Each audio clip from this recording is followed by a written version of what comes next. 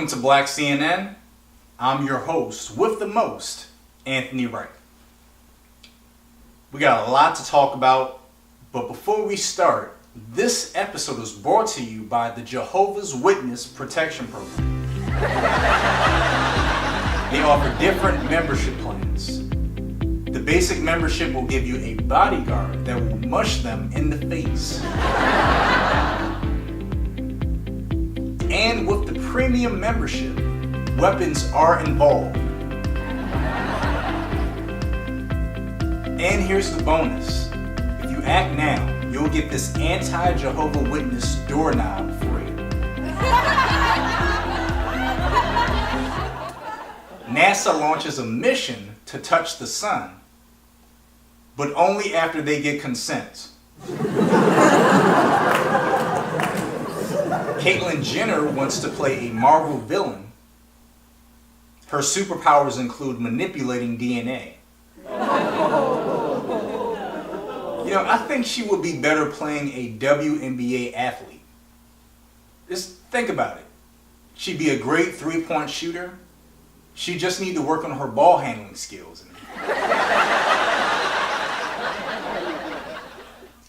The Kevin Spacey film, Billionaire Boys Club, makes just $98 on opening day. The irony is that before the scandal emerged, he starred in the film Horrible Bosses. Now, before I do this next news report, I gotta send my love and RESPECT to the Queen of Soul, Aretha Franklin. Fox News mistakes Patti LaBelle for Aretha Franklin. Jessica Santos Stefano, the VP of Media, said, "Our intention was to honor the icon using a secondary image of her performing with Patti LaBelle in the full screen graphic. But the image of Miss Franklin was obscured in that process, which we deeply regret." But in the photo, Aretha Franklin is not on stage with Patti LaBelle.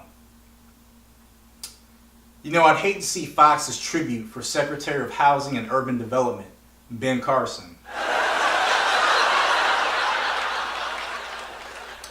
16 nurses at an Arizona hospital are pregnant at the same time. I feel sorry for nurse 17 who isn't pregnant but loves to eat cake. Healthline says using the term vagina is not gender inclusive enough, and the LGBTQIA prefers front hole instead. Also, instead of using penis, the community would rather use the word parts. But that's confusing. Now Pep Boys will have to specify, we sell auto parts, not auto penises. Kanye West attended the 2 Chainz wedding with Kim Kardashian wearing slippers too small for his feet. These are the slippers you wear after you've been shouting in church heels all day. Better yet, these are the slippers you wear to take the trash out.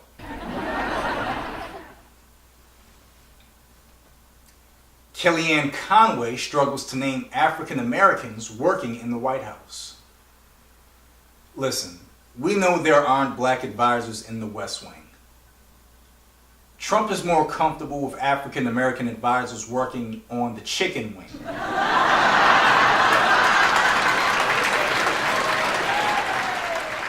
The world's most expensive dildo is 24 karat gold plated and cost over $12,000. It's been dubbed the Gold Digger. A pregnancy prevention app has just been FDA approved. Just go to Google Play and download the Planned Parenthood app.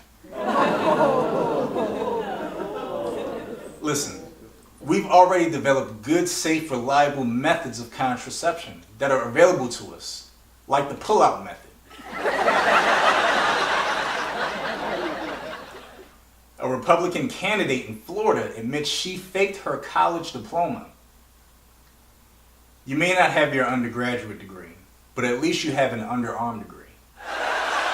that lasts 24 hours.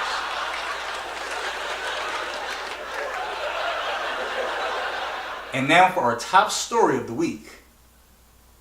Michael Cohen made a plea deal and says he arranged payments to women at Trump's direction. Now, this was a huge breakthrough because he implicated Trump. Cohen pleaded guilty to multiple counts of tax evasion and bank fraud. Paul Manafort was also found guilty on bank fraud. But the question we should all be asking is, if those payments were a crime for Michael Cohen, then why wouldn't they be a crime for Donald Trump? And to top it off, the National Enquirer boss and longtime Trump friend David Pecker gets federal immunity in the Michael Cohen case. Now, Cohen doesn't really know David, but he will meet plenty of Peckers when he goes to jail.